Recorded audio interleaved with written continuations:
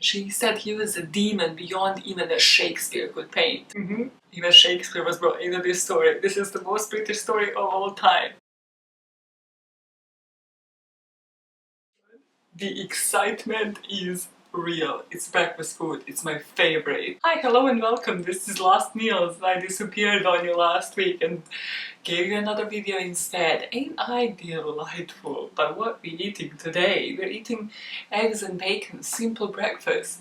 We're talking about the most British of all crimes. As you guys know, I'm into all things mystery, so I've been reading Sherlock, and then I realized that one of the Sherlock stories was inspired on a true crime thing. Well, probably plenty of them, but yeah, one of them for sure. And I was like, I need to bring this to the public. If you are lost here, I think we just found you. This is Last Meals. Welcome. I do this almost every Friday. I sit down on my fat ass because I realize I have no skills, but I can eat and I can tell a story about true crime.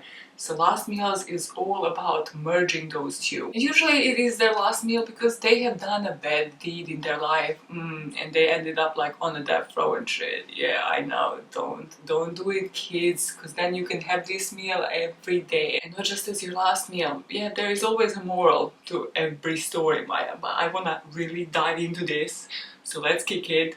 Today we're talking about Charles Peace. Ever heard about him? He was born in a super famous place, Burton-on-Trent. Beautiful, right? I hope so. Yeah, let's hit it with the bacon. God, it's so greasy. I love it. Tame this hair. Let's not let hair get into the bacon business. Cool. Ooh, it's crispy and greasy. I like eating bacon with my hands, so. ASMR. See, bitches like me don't need a lip gloss. Okay, Charles Peace. Characters in this story have had multiple accidents, and their accidents affected their life. Which again, moral of the story is be careful. So, before Charles Peace, there was a John Peace, his father. He was in Burton-on-Trent as well, and he used to work as a collier, but then he had an accident, and he lost his leg. So, what he realized he's gonna do, and this was kind of a thing in 18,000s, was to join like a circus show, a freak show, you could say. This thing was called Wombwell's Wild Show, and he joined it and he was taming wild animals as his job. So he got really good at this. And then he met this woman who was a surgeon's daughter in the Navy. So he met her in Rotterdam. You know, one thing led to the other, they got married, and they had their first son. And John here instilled like all of his values into the first son, meaning he made him be a good animal tamer as well. Now, from everything I have read, every single source makes it feel like, yeah, so this was his favorite son, and then this huge accident happened, and he had like another son, and he hated it. And on May the 14th, 1832, that accident happened, and his second son was born, and that son's name was Charles Peace. Ooh, let me try the eggs. Ooh, let me try the eggs.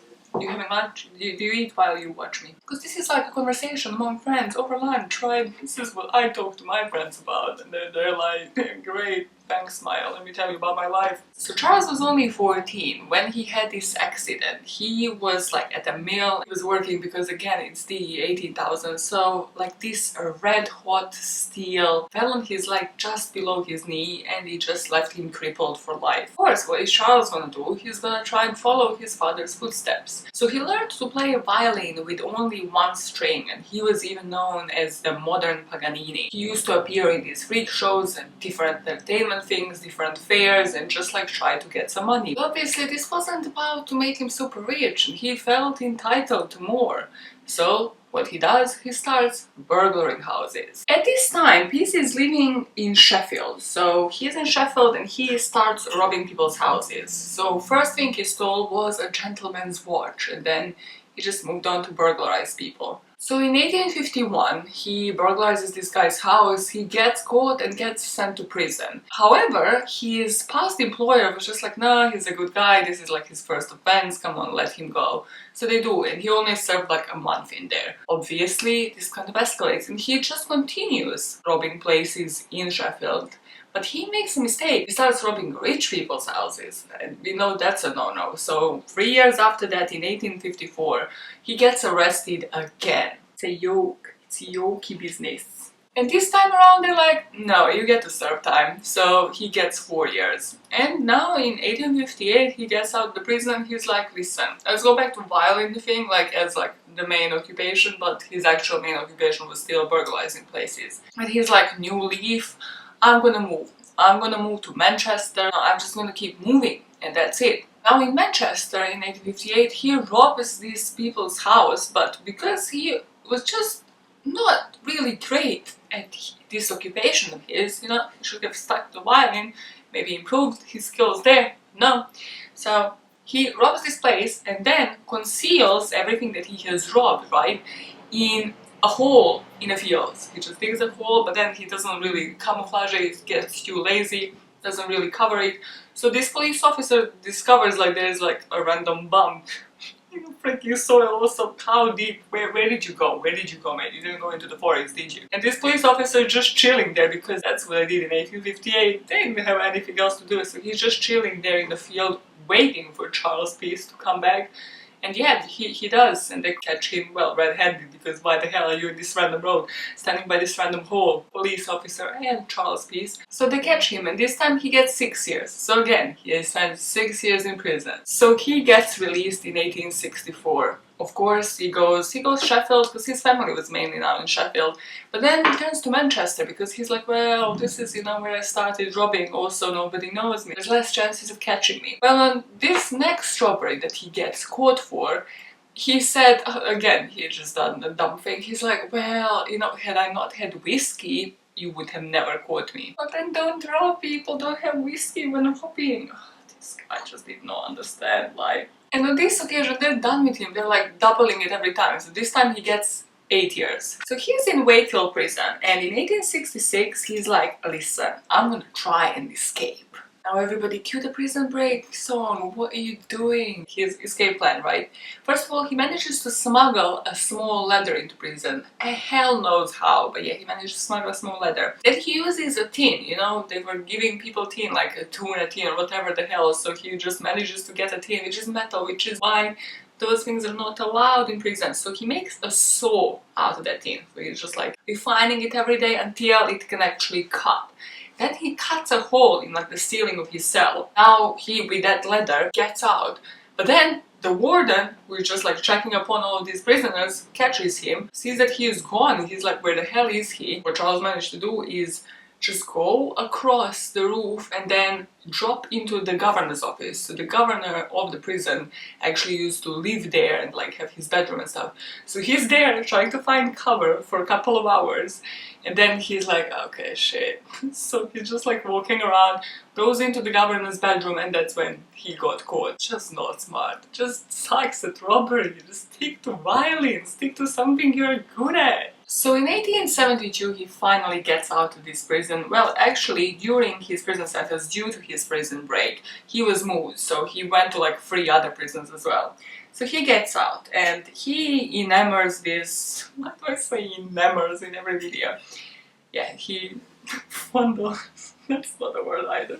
He manages to get a girl to like him, yes, and this is a widow called Hannah Ward. He marries this woman, has a kid with her, and surprisingly kind of sticks to normal life and normal ways of earning life. So he goes to what his trade was before, which was picture framing. Obviously, again, it's just a matter of time when he's gonna start burglaring again. His family, because again, it was a thing of the time, would go to church, would go to mass. He wouldn't himself. But I just love the quote from this period of time, because he said he believed both the God and the devil, but neither of them affected his decisions. During this time, he meets this family, the Dysons. Again, he meets them first as like a tradesman and then kind of continues with a friendly relationship. But then him and his wife temporarily moved to the US because he got this position for Northeastern Railway. However, obviously he just failed to appear on the job and just failed to keep the job as always. So they moved back from the US to the UK.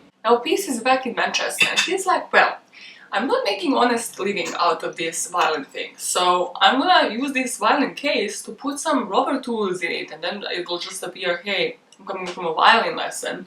So he goes again to rob yet another house, yet another place.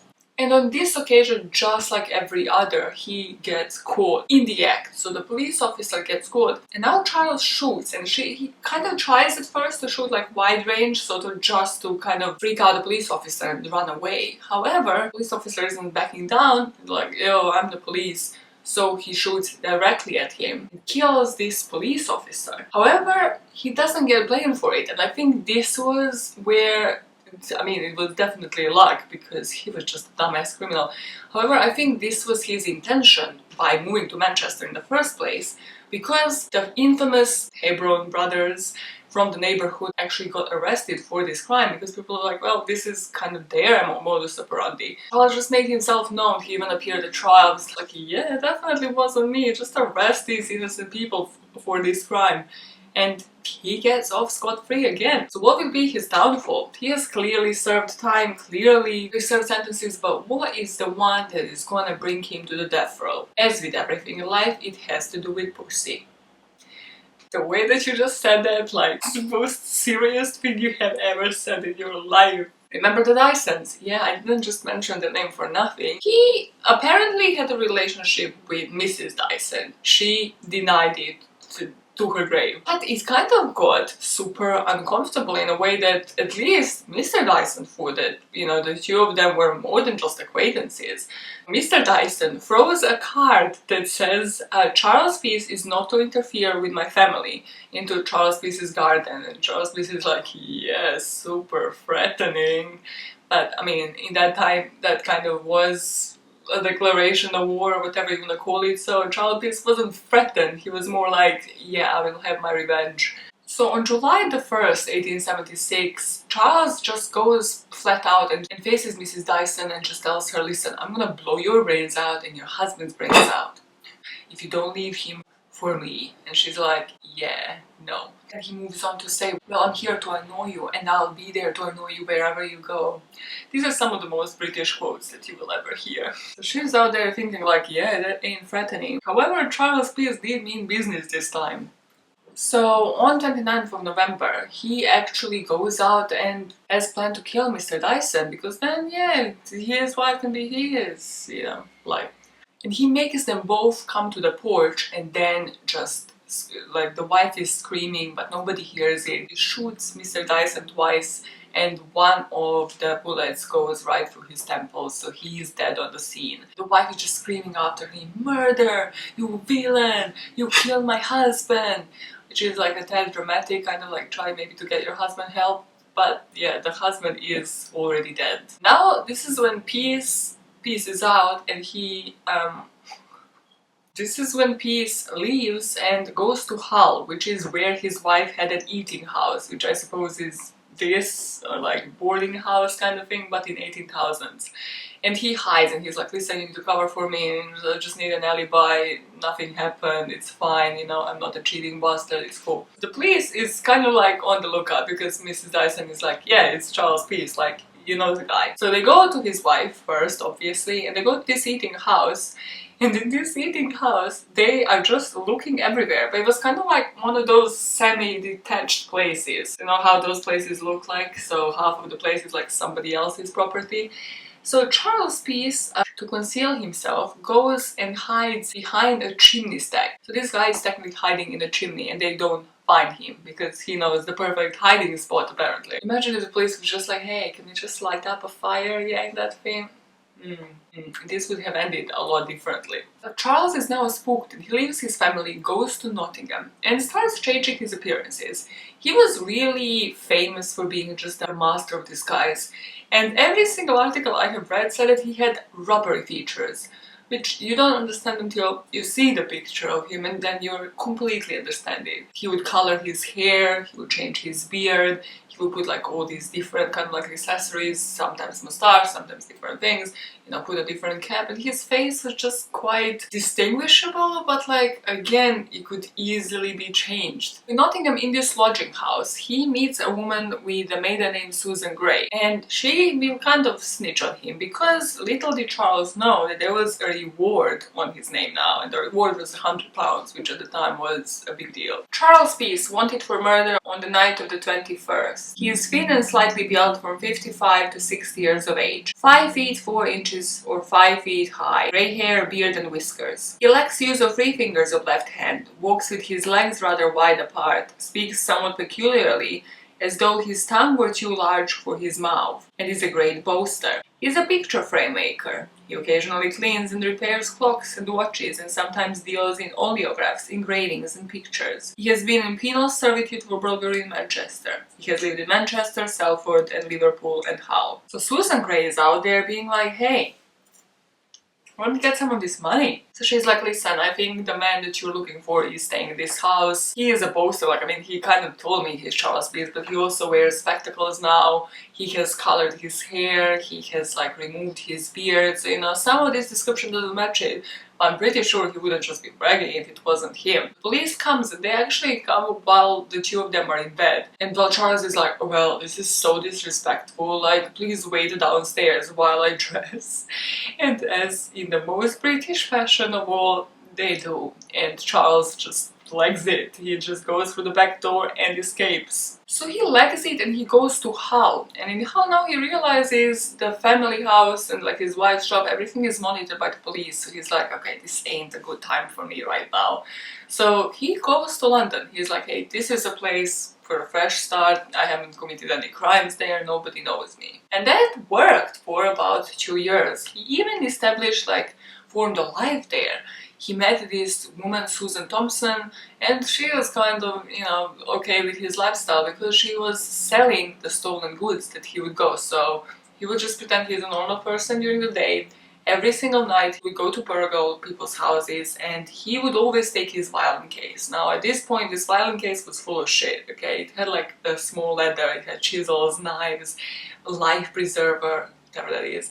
So it had all of these, everything he needed for a robbery, so he just looked like an innocent person walking with his violin case at midnight. Yeah, completely normal behavior. And then this woman would sell the stolen goods during the day. Again, he was robbing places in South London, so Camberwell and Peckham, which right now is kind of like poor area, but still he would try to burgle like the people who were well-to-do, so rich people. This time he was finally caught because he went to Blackheath. So first of all, this area he didn't know, that move already, but also the area had alarms, so people have heard the alarm of somebody trying to intrude. The police was immediately on the scene, and Charles Peace of course didn't give up. He like fired 4 shots at the police, even kind of like scraped one of the officers, but they overpowered him, subdued him, and finally imprisoned him on the 10th of October 1878. So now he's in Pentonville, he's like, hey, I'm the master of disguises here. My name is John Ward. Yeah, ever heard of me? No, I don't have a criminal record. John Ward who? Like, I'm new here, new to town.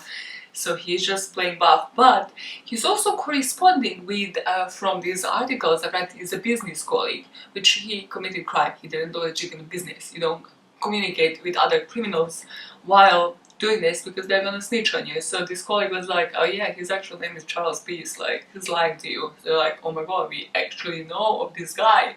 He, like, everybody's looking for him up north.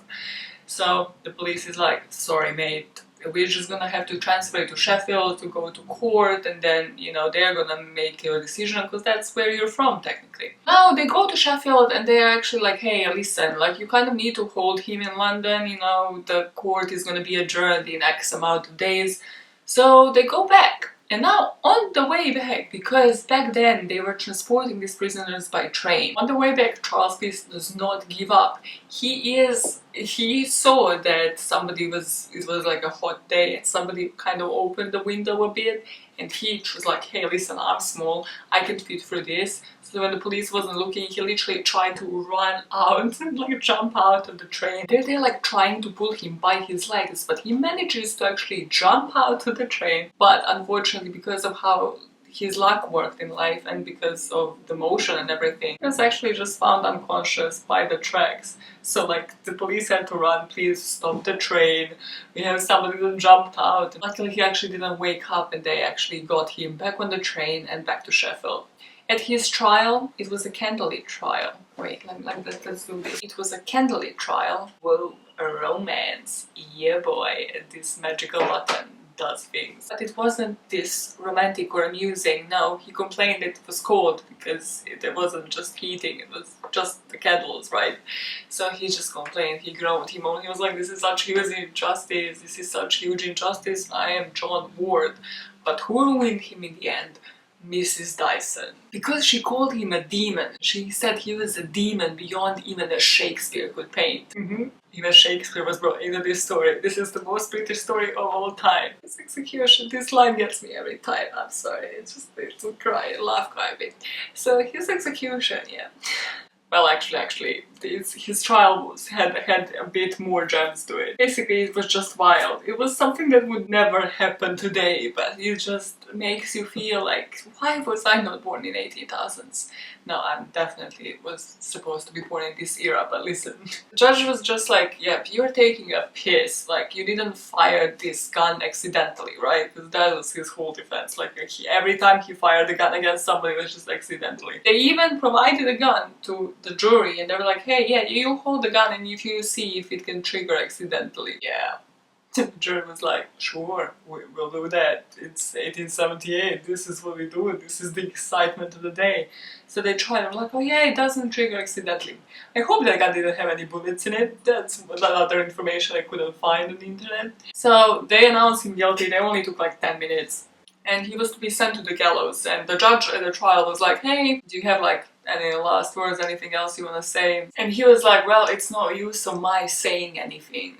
She's like, yeah. And then she said one line, which is just, I need to read this out, I cannot actually remember it, but in just rhymes. A recapitulation of any portion of the details of what I fear, I can only call your criminal career.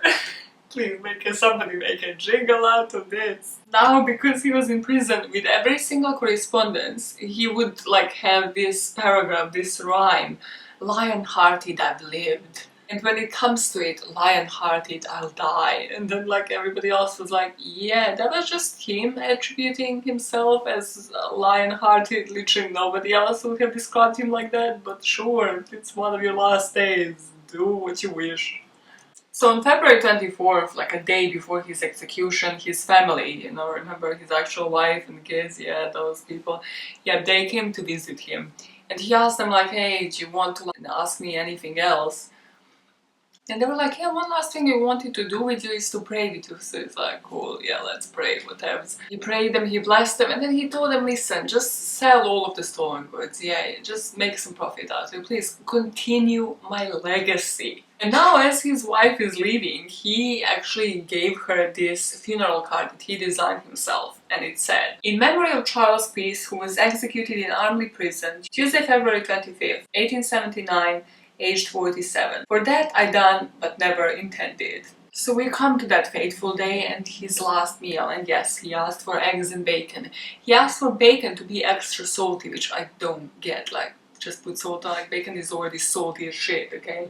But so good, God, so good. And as with everything, Charles complained about the bacon as well, so he said the state of the bacon was highly undesirable. But then he still ate it because bacon is life. And after he was to finish with his meal, he was to be escorted to the gallows. And he was to be executed again. Everybody made such big fuss of these people, like people who shot most of them. And well, this guy was called William Marwood, and he was the inventor of the long drop. Yeah, it's pretty much what it sounds like, yeah. It's efficient. Peace bursted out, sir, if I believed what you and the Church of God say that you believe, even if England were covered with broken glass from coast to coast, I would walk over it, if need be, on hands and knees, and think it worthwhile living, just to save one soul from an eternal hell like that. And that didn't work, so this William Marwood guy was kind of just positioning him where he needs to stand. He was putting like a bag over his head, and it was like, hey, any last words? He was like, hey, can I just like chat with journalists? Can I have a glass of water? And they're like, yes and no, you can't have water, like, you're about to die, like, what you need water for? So he puts this thing over his head. And Charles said that the children must not worry where he is going because he's gonna go to heaven. So once executed, they ran like a black flag above the prison, just, you know, again, kind of send a message to the prisoners. And also they left his body hang there for about an hour. He was actually buried on the precincts of the prison himself, so they kind of just buried him there after taking him off the gallows. Mrs. Dyson just waited for him to hang and then just moved to the US to continue with her life. And if you wondered which Sherlock's piece writes about Charles Peirce briefly, it's The Adventure of the Illustrious Client. Because if anything, Charles Peirce was illustrious, if anything, in his own mind, in his own head. He was the most distinguished human out there. But that's it for this last meals. Drop in the comments what you want me to cover next. I love breakfast food, as you know, so, you know, keep it cereal-y, yeah? Also, drop in the comments, what do you think? Why did Charles, well, first of all, have such a huge ego for such a nobody? Like, where did it even come from? Because he was technically not a favorite child, so the hell. Also, how are some of these people so charming that they get bitches? Like, that's my whole thing with all these cases. And if you know a burglar, have they ever actually turned their life around? Can they actually escape this life of crime, or do they just go on forever until they get caught? Until the woman snitches on them. Women. Beware. Women? Beware of your business associates. People you do crime with are not your business associates. They're gonna snitch on you. Tekashi 69, for example. Okay, cool.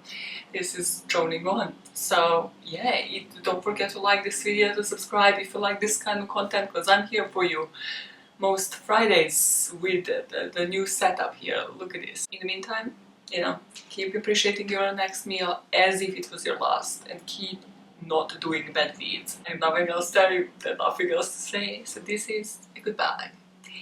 Goodbye. Candles, they're peaceful. What do you have against candles?